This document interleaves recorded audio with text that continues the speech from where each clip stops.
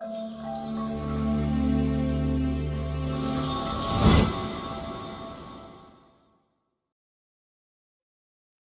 friends, in this lecture we'll learn about stable angina pectoris, which is chest pain due to transient myocardial ischemia not causing infarction.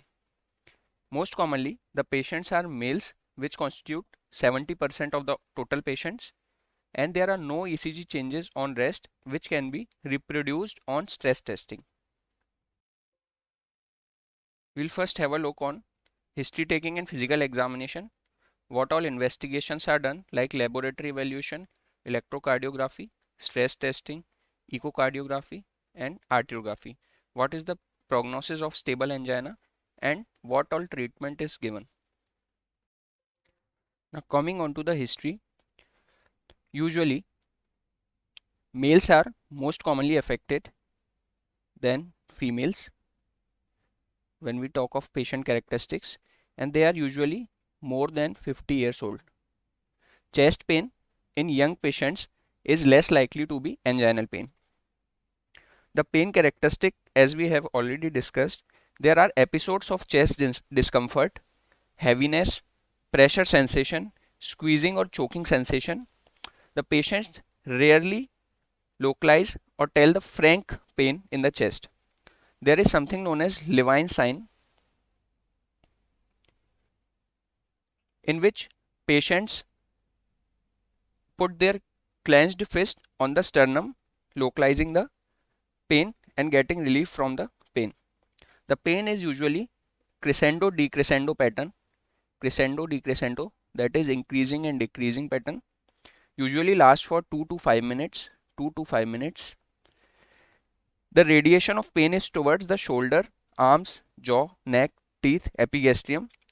If the pain is radiating to trapezius, it is less likely to be angina, because trapezius pain, the pain which radiates towards trapezius, is most commonly due to pericarditis. It is important to note that female patients and diabetic patients, these can have atypical location of anginal pain. Atypical location of anginal pain. When we talk of aggravating and relieving factors, anginal pain is aggravated by exertion or emotions. Exertion can be like hurrying on stairs, exercise, and emotional imbalance in any form, happiness, sadness, anger. It is usually relieved by rest and nitrates. But sometimes the pain can also occur at rest and while the patient is recumbent. This pain in the recumbent position is known as angina decubitus.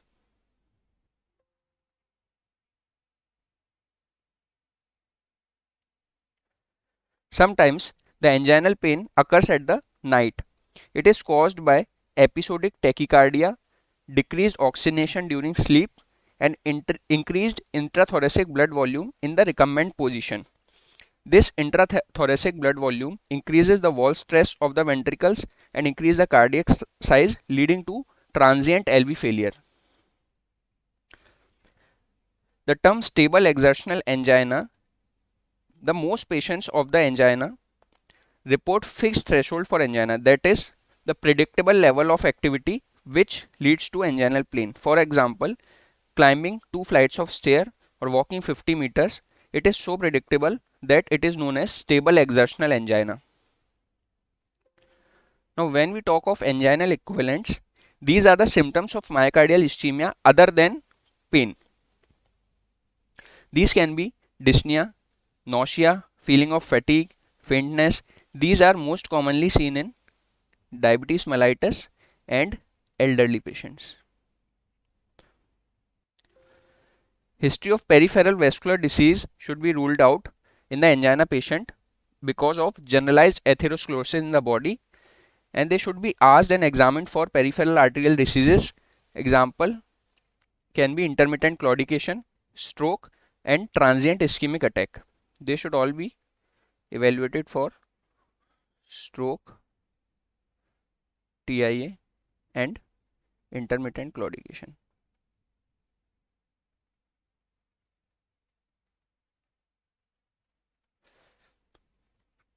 The most important part is to rule out the risk factors, that is family history of premature ISD. Premature ISD family history is considered as less than 55-year first degree male relative, history of ISD in first degree male relative who is less than 55, or female relative who is less than 65 years.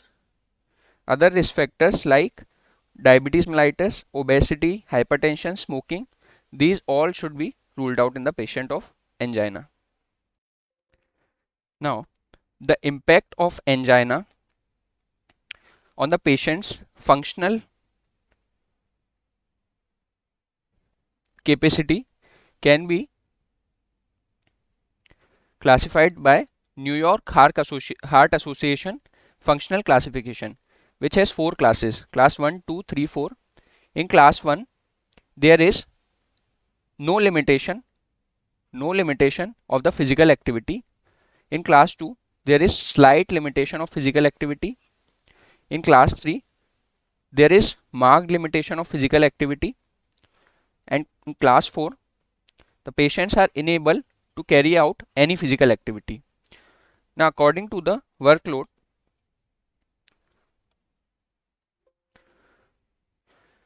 now in class 1, patients complain of chest pain on more than ordinary physical activity. In class 2, the pain can be reproduced by ordinary physical activity. In class 3, it is by less than ordinary physical activity. In class 4, the pain occurs even at rest. This level of activity can be classified by Canadian Heart Association functional classification. Now, when we talk of physical examination, it is usually normal during the asymptomatic phase of angina. Asymptomatic phase of angina, but the physician should search for the evidence of atherosclerosis at other sites like abdominal aortic aneurysm, or carotid bruise, or decreased arterial pulses in lower limbs. Also, physician can note evidence of atherosclerosis in the form of xanthelisma and xanthomas. Most commonly, these are seen on upper eyelids of the patients. The decreased artery pulsations in the lower limbs, we should do ankle brachial index, that is blood pressure in ankle divided by blood pressure in the brachial artery. The normal value is usually 0.9 to 1.1. Values less than 0.8 is the marker of peripheral vascular diseases. In fundus examination, if the patient is hypertensive patient which increases the risk of atherosclerosis, we can note increased light reflex and AV nicking.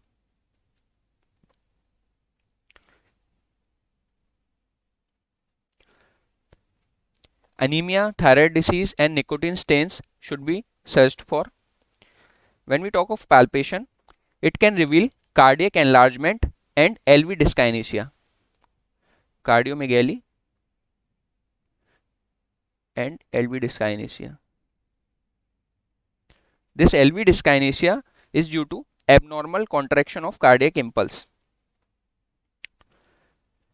Auscultation is best heard in left lateral decubitus position, and we can hear arterial bruise, S3 and S4 heart sound, which is a marker of diastolic and systolic dysfunction, and MR murmur can be heard if there is papillary muscle impairment or rupture. These all auscultation findings are typical during an acute attack. And this can go back to normal when the patient is in resting state.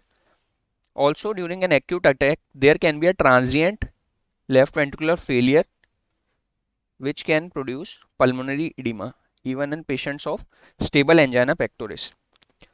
Now it is important to note that tenderness of the chest, patient very easily localizing pain or the pain above the mandible or below the level of umbilicals. These are very unlikely to be anginal pains.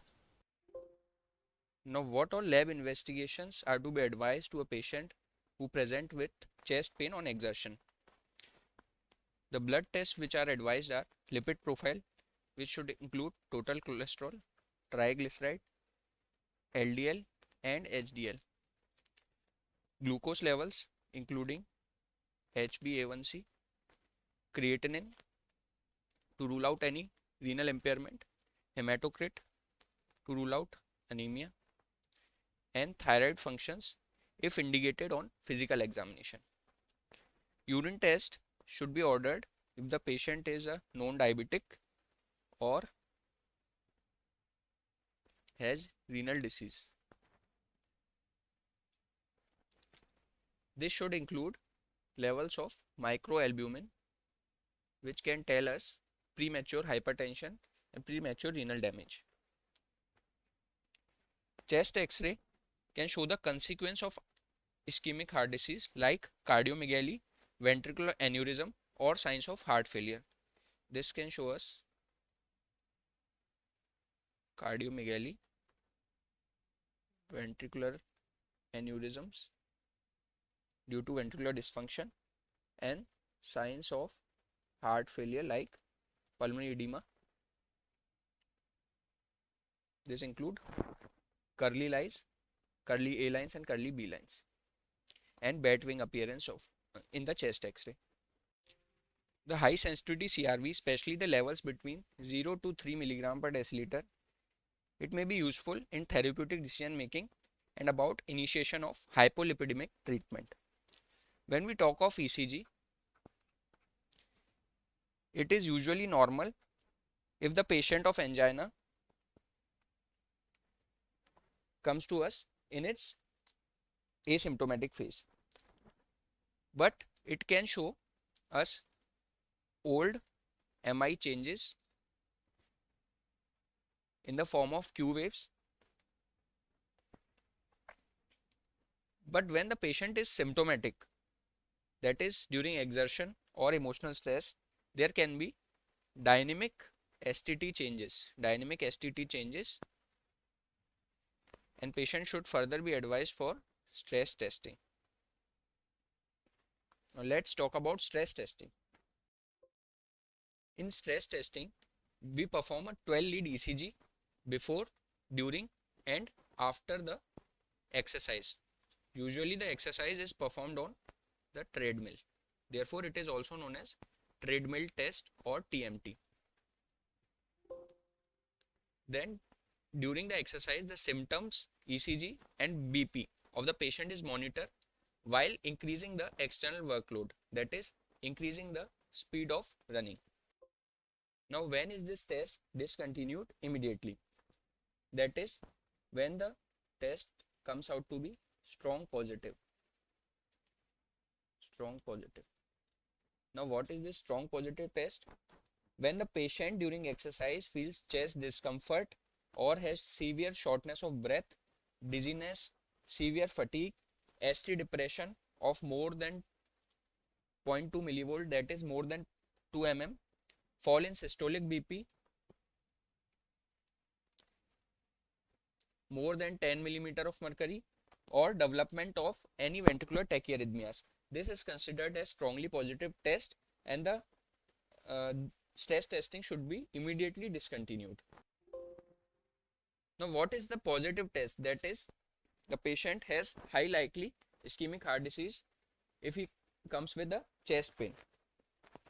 The positive test is confirmed by flat or downsloping depression of ST segment, which should be at least more than 1 millimeter in depth and more than 2 millimeter in width, that is 0.1 millivolt and 0.08 seconds. When we talk of normal test or negative test, These are the patients who can complete the stage 3 of Bruce protocol. Stage 3 of Bruce protocol, there are various stages in the stress testing by Bruce protocol, and the ECG is absolutely normal after this test. And if the patient has undergone stress perfusion testing, then the stress perfusion test shows no defect. The test is considered as non-diagnostic when there are upsloping or just junctional ST segment changes, T wave abnormalities, conduction disturbances, or ventricular arrhythmias. These are considered as non-diagnostic. When we talk of false positive test,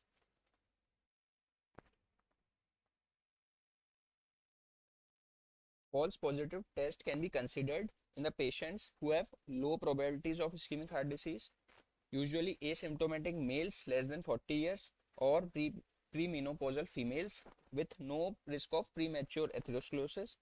Some drugs can also give us false positive test. These are drugs like digitalis, antiarrhythmics,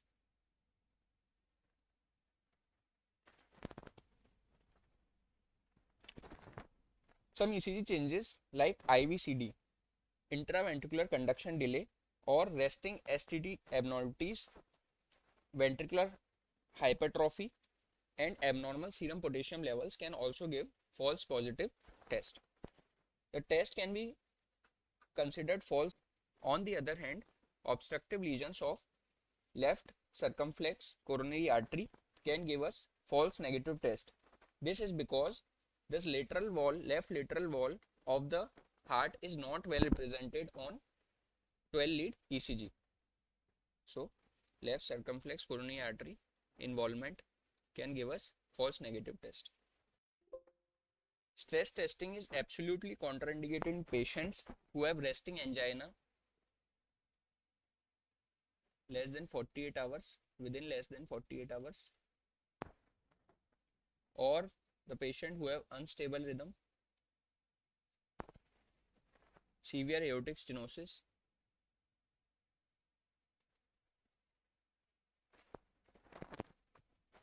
patients having acute myocarditis,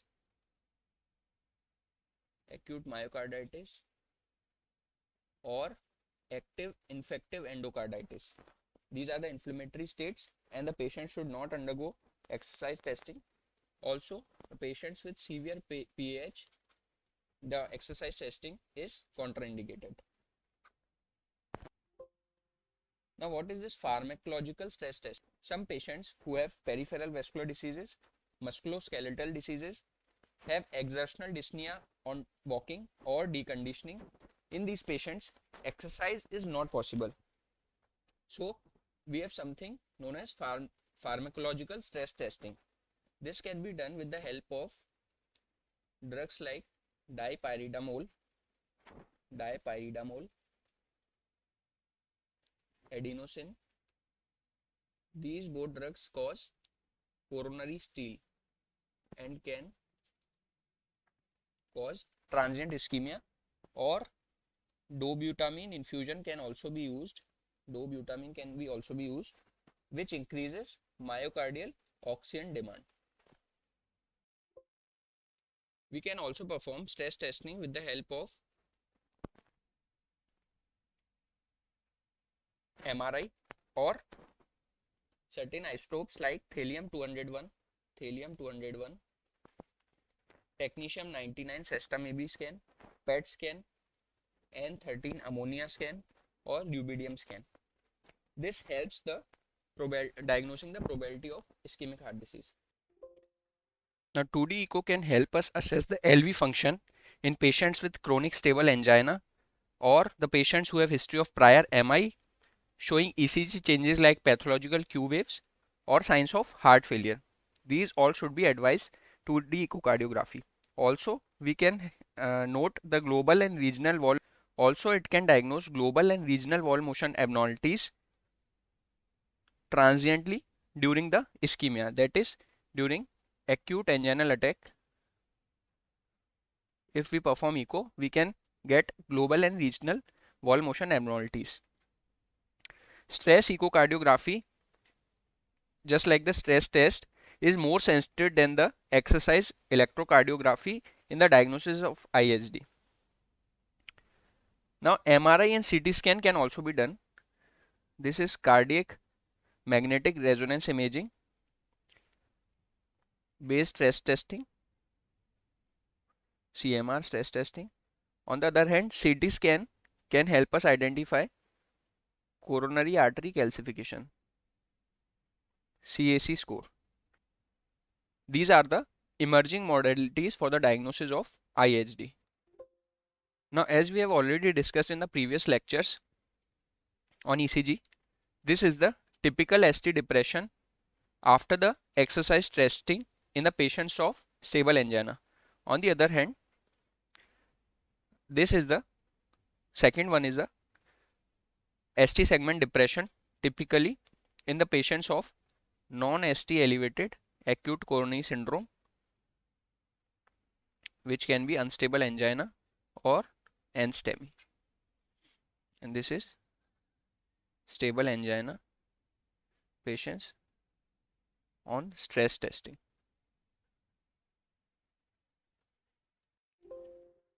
Now coming on to the coronary arteriography or coronary angiography, it outlines the lumen of coronary arteries. The initial remodeling changes cannot be detected because the initial remodeling do not encroach the lumen. Initially, the atherosclerosis grows outward from the intima to media. Therefore, there is no lumen obstruction. Therefore, initial remodeling cannot be detected. The indications of arteriography are the patients of chronic stable angina who are severely symptomatic despite the medical therapy, or symptomatic patients of angina which are having diagnostic difficulties and in making the diagnosis. Known case of angina who have survived a cardiac arrest. Angina with evidence of LV dysfunction on 2D echo. Severe ischemia on non-invasive testing. These all are the indications of coronary angiogram. Some non-invasive alternatives can be CT angiography or cardiac magnetic resonance angiography, but these have certain limitations.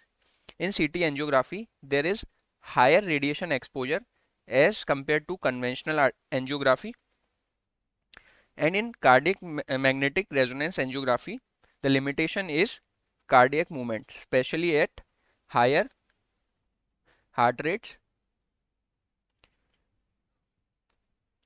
The movements of the heart limits the magnetic resonance imaging. Now, what all factors mark poor prognosis in patients of stable angina? First of all, age, the functional state of left ventricle, location and severity of coronary artery narrowing, severity of myocardial ischemia. These all factors can determine that overall prognosis of the patient. The physical signs of heart failure, for example, the episodes of pulmonary edema, S3 heart sound, S4 heart sound, MR murmur, and radiographic cardiomegaly, these all lead to poor prognosis. Now, signs during non-invasive testing like inability to exercise for 6 minutes, that is stage 2 of Bruce protocol, or strongly positive test that we have already discussed. On stress cardiac imaging, if there is large or multiple perfusion defects,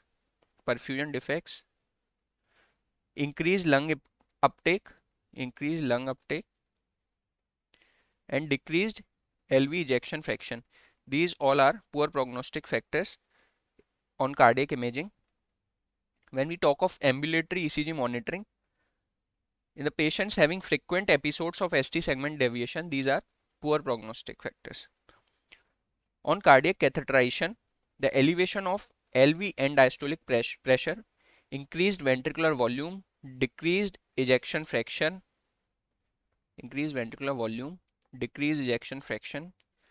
obstruction of left main coronary artery more than 50%, or obstructive lesions of left anterior descending. These have a poor prognosis than RC obstruction or left circumflex.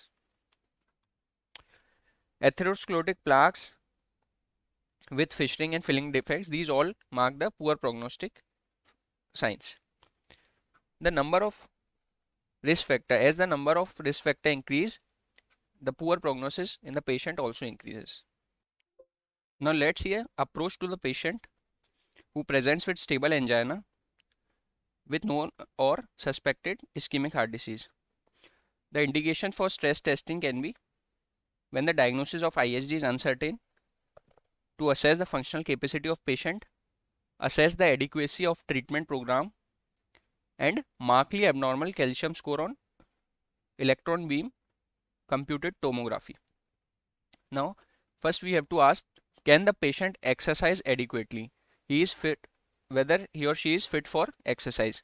If yes, if there are confounding features present on resting ECG, that is some abnormalities on ECG, if these are not present, that is ECG is normal, we have to perform a treadmill exercise test.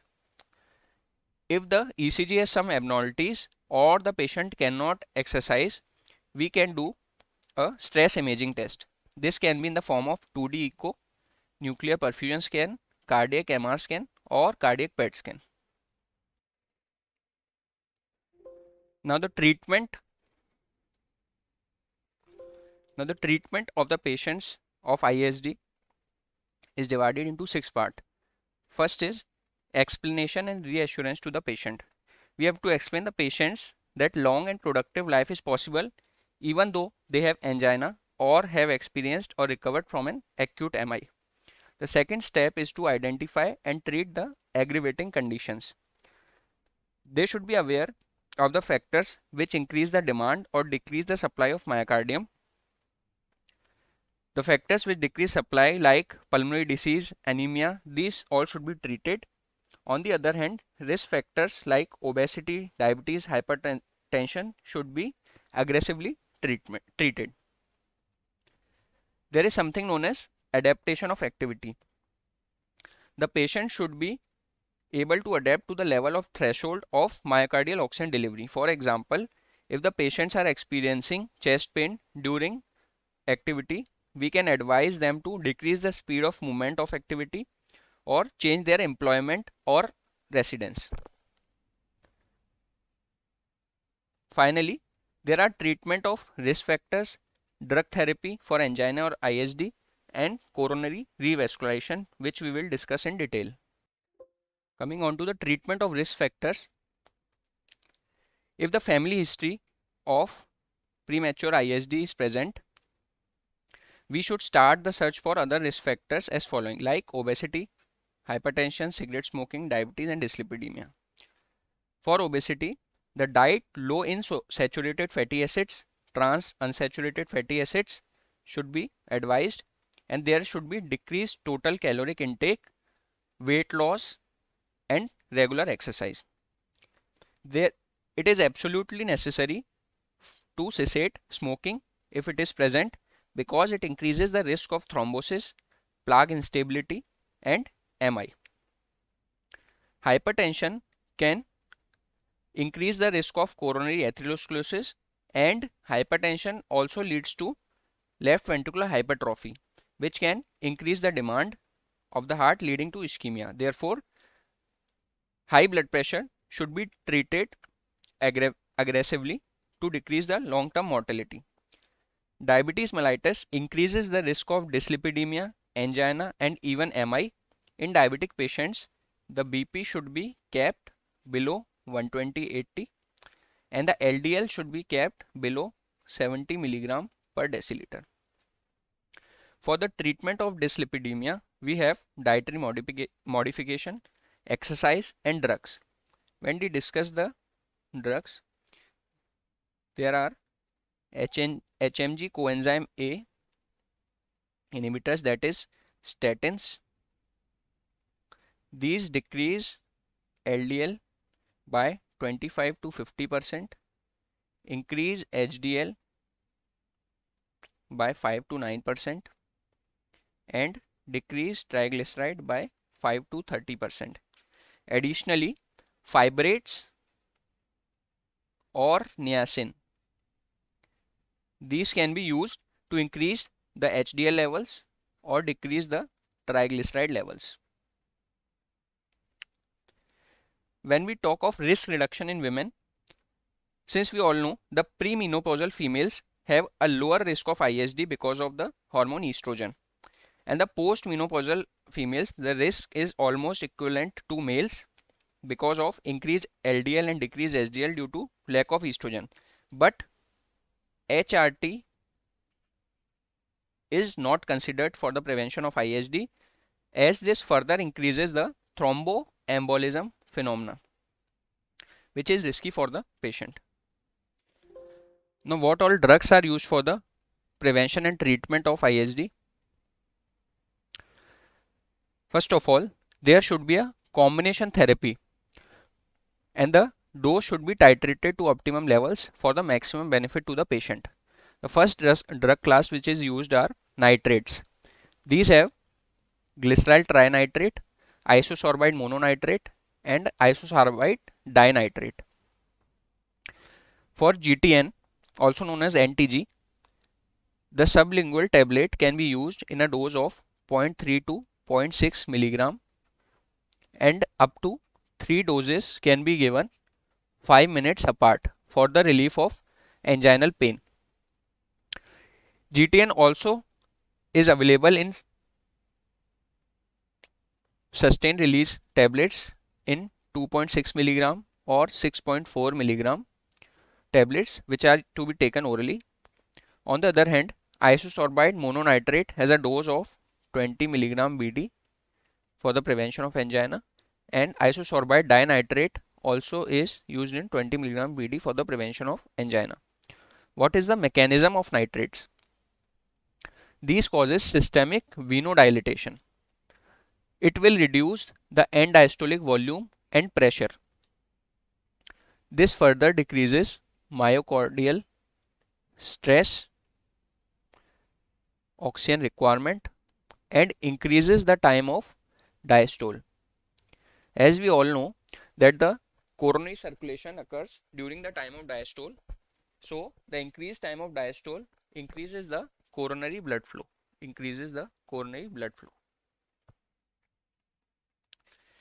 Nitrates also release nitric oxide, which produces cGMP, causing relaxation of vascular smooth muscle. Nitrates also provide antithrombotic effects. Now, when we talk about side effects, there can be headache due to dilatation, flushing, hypotension, syncope, and postural hypertension. Also, there can be reflex tachycardia and methemoglobinemia. The absolute contraindications are HOCM, and these should also be not given in patients who are already taking PDE5 inhibitors like sildenafil. Coming on to second drug class, that is beta blockers. The beta 1 selective drugs are used like atenolol, metoprolol, and IV drugs like esmolol. Atenolol is given in a dose of 50 to 200 milligram OD. On the other hand, metoprolol is given in dose of 50 to 200 milligram BD. This reduces the myocardial oxygen demand, also decreases heart rate, arterial pressure, and contractility. Side effects can be fatigue, depression, bradycardia, heart block, bronchospasm, peripheral vasoconstriction, postural hypotension, impotency, and there can be mass signs of hypoglycemia. So these should not be given in patients who are taking insulin or on anti-diabetic drugs. There are many contraindications to beta blockers like low heart rate or conduction disorder, which can be aggravated by beta blockers, cardiogenic shock, which can also be aggravated, asthma, severe peripheral vascular disease, decompensated heart failure, vasospastic angina, and COPD. Calcium channel blockers can be non-dihydropyridine type and dihydropyridine type. Non-dihydropyridine type have diltiazem and verapamil. The dose of diltiazem is 30 to 80 milligram OD, and we have also got sustained release tablets which are available in 120 to 320 milligram OD dose. On the other hand, Verapamil has a dose of 80 to 160 milligram, which is given in TDS form, and sustained release tablet of 120 to 480 milligram, which are given in OD form. The dose of amlodipine is 5 to 10 milligram OD, and nifedipine has a dose of 30 to 90 milligram OD. These are coronary vasodilators and also reduce the myocardial oxygen demand, BP, and contractility. The side effects of non-DHP calcium channel blockers are bradycardia, heart conduction defects, low ejection fraction, constipation, and gingival hyperplasia. On the other hand, DHPs like amlodipine can cause headache, ankle swelling, fatigue, flushing, and reflex tachycardia. Non-DHP are strictly contraindicated in cardiogenic shock, severe aortic stenosis, obstructive cardiomyopathy, and DHP should be avoided in low heart rate or heart rhythm disorder, sick sinus syndrome, CHF, and low BP. Now, when we talk of combining calcium channel blockers with beta blockers, Verapamil should never be combined with beta blockers. On the other hand, diltiazem can be combined with beta blockers if the LV ejection fraction is normal. DHPs can be combined with beta blockers because the DHPs will decrease the BP and dilates the coronaries. On the other hand, beta blockers will decrease the heart rate and decrease contractility. Therefore, both have additive effects, therefore can be combined. Coming on to antiplatelet drugs, there is aspirin, clopidogrel, and prasugrel. Aspirin is COX inhibitor, and clopidogrel and prasugrel are P2Y12 inhibitors. Both of these drugs inhibits platelet activation. Aspirin is usually given in the dose of 75 to 325 milligram OD, and enteric coated tablets in the 81 to 162 milligram enteric coated. On the other hand, clopidogrel has a loading dose of 300 to 600 milligram, followed by 75 milligram per day. It can be substituted for aspirin if the patients are having adverse effects of aspirin like bleeding. The clopidogrel alone can be given. The loading dose of aspirin is 325 milligram, followed by 75 to 150 milligram OD. On the other hand, loading dose of clopidogrel is 300 to 600 milligram, followed by 75 milligram per day. Some other drugs which are used in treatment and prevention of angina are ACE inhibitors. These should be given in MI survivors, patients of hypertension or chronic ischemic heart disease including angina and diabetes mellitus. That is, when the patient has risk factors, ACE inhibitors should be combined. These are most beneficial when the risk factors for ISD are present. Example is Ramipril, which is given in dose of 2.5 milligram OD. Other drug is ranolazine. It is a piperazine derivative. It inhibits the late inward sodium current, INA. It inhibits sodium, therefore calcium overload on myocytes. Since there is sodium calcium exchanger in myocytes, decreasing sodium also decreases the calcium overload of myocytes. It is given in a dose of 500 to 1000 milligram BD, but it should be noted that the contraindications are hepatic impairment, QT prolongation, and CYP3A inhibitors. CYP3 inhibitors like ketoconazole, but importantly diltiazem and verapamil. So it should not be combined with calcium channel blockers of non-DHP type. Another drug is nicorandil. It opens ATP sensitive potassium channels in myocytes, therefore reduces the calcium in myocytes. It is given 20 mg BD for the prevention of angina. Ivabradine is a drug which inhibits funny sodium channel, therefore decreases the spontaneous depolarization. It basically decreases the heart rate, therefore decreases the myocardial oxygen demand. It is given in 5 mg BD dose and prevents cardiovascular events in patients having resting heart rate of more than 70 per minute. Now coming on to the final part of treatment, that is coronary revascularization. It should be considered in patients having unstable phases of disease or intractable symptoms, severe ischemia, high risk coronary anatomy, patients of diabetes, or impaired LV function. In percutaneous coronary intervention, first of all, coronary revascularization can be done in two ways, that is PCI or percutaneous coronary intervention, or CABG, that is coronary artery bypass graft. In PCI, there is decreased risk of stroke. On the other hand, in CABG, the stroke risks are more. But PCI needs regular follow-up of the patient, and there is increased risk of restenosis in the patients who have undergone PCI. So there is decreased risk of stroke, but increased follow-up is required and increased chances of restenosis. In this procedure, a balloon is passed through the coronary artery. It is dilated, followed by stenting of the narrowed coronary artery. It is best for single vessel disease or double vessel disease. For triple vessel disease, CABG is preferred, or if the stenosis of left main coronary artery is there, we also prefer CABG. The indication of PCI are angina pectoris, which has failed medical treatment, positive stress test. It is more effective than the medical treatment for angina.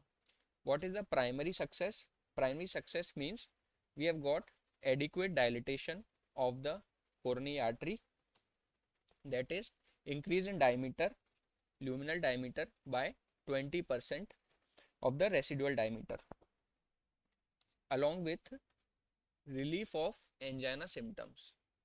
So what is primary success? This is adequate dilatation, which is more than 20% dilatation of the previous residual diameter, and the relief of angina. This is usually achieved in 95% cases. But there is a risk of restenosis. There is a restenosis, especially in metallic stents, which is 20% patients within 6 months come with restenosis.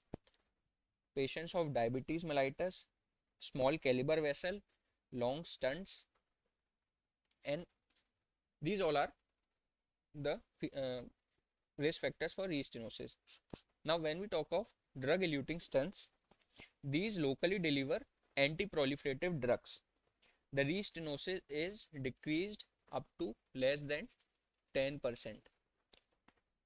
Patients have to take aspirin indefinitely in both metallic and drug-eluting stents, indefinitely lifetime, and P2Y12 inhibitors like clopidogrel should be taken for at least 1 year, but some consider it giving for at least 3 years. But it should be given for at least 1 year. Aspirin indefinitely and clopidogrel for 1 year. Now coming on to CABG. In CABG, a cardiologist performs anastomosis of coronary artery with the internal mammary artery or radial artery or saphenous vein. It is a safe procedure. The long-term patency of internal mammary and radial artery is better than saphenous vein. Angina is abolished or greatly reduced in 90% patients. The ideal candidate is usually a male who is less than 80 years, has no comorbidities, having troublesome angina, not controlled by medical treatment. It is usually good for triple vessel disease or a large coronary artery occlusion like left main coronary artery. There is increased perioperative mortality in patients who have CHF, LV dysfunction, age more than 80, having comorbidities like diabetes, reoperation, and urgent need for surgery. The patient is hurried up for surgery, then there is increased risk of mortality. Now, let's compare PCI and CABG. PCI with stenting with CABG. In PCI, there can be redevelopment of angina redevelopment, which needs re-angiography and revascularization. It is a very common problem with PCI, but this problem can be decreased by drug-eluting stents, which are common nowadays. PCI with stenting focuses on culprit lesions. These focus in on culprit lesions which have already been occluded. On the other hand, CABG also provide a conduit for future culprit lesions which have future risk of narrowing. PCI has lower stroke rates. On the other hand, it is high with CABG. PCI is good for single vessel disease or double vessel disease with normal LV function, and CABG is preferred for triple vessel disease or left main coronary artery or proximal LAD, especially with reduced ejection fraction less than 50% and the patient if it is diabetic. Now this is an image showing PCI and CABG. In PCI there is stent placement in the culprit vessel. On the other hand, in this image there is saphenous vein graft being placed distal to the lesion, which provides future conduit for future culprit lesion. Now let's discuss certain points. Sometimes what happens is that LV dysfunction in the form of decreased LV ejection fraction, LV dysfunction, can be due to non-contractile or hypocontractile segment of the myocardial that is viable, but it is chronically ischemic. That is, it is in hibernating mode, hibernating myocardium, which is viable but ischemic and decreased function. These can be detected on perfusion scans. And the important part is that the patients who were earlier having decreased ejection fraction, after revascularization of hibernating myocardium, the LV ejection fraction becomes normal in these cases. There is something known as enhanced external counterpulsation. It is an unconventional treatment of IHD. In this, pneumatic cuffs are placed in lower extremities, which causes diastolic augmentation and systolic unloading of BP, which decreases the cardiac workload and oxygen requirement of the myocardium. Asymptomatic or silent ischemia. Sometimes the obstructive CAD, acute MI, and transient myocardial ischemia are frequently asymptomatic. The frequent episodes of this ischemia increase the likelihoods of adverse cardiovascular events, and this can be diagnosed by stress ECG stress testing, and should be managed in the same way as symptomatic ischemia. Now concluding this lecture with the management protocol of the patient with IHD. First, we will initiate the medical treatment which will decrease the demand, decrease the ischemia, minimize the IHD risk factors. Also, we will give aspirin and clopidogrel if the aspirin is intolerant. Then we will see whether there are any high risk features like low exercise capacity, ischemia at low workload, large area of ischemic myocardium, ejection fraction less than 40%, or acute coronary syndrome presentation. If none of these risk features are present, then we see whether the exertional symptoms are controlled. If yes, we continue with the medical treatment of this patient. If the symptoms are not controlled on medical therapy, or we have any of these risk features, we refer the patient for coronary arteriography. If on arteriography the anatomy is found suitable for revascularization, then if the single vessel disease is present, we go for PCI. If left main coronary artery or multivessel disease, we assess PCI versus CABG. Usually for double vessel disease, PCI. For left main coronary artery and triple vessel disease, we go for CABG. If the anatomy is not suitable for revascularization, we consider unconventional treatment like enhanced external counter pulsation. Thank you very much guys. Kindly subscribe to the channel. Kindly subscribe and support for more content.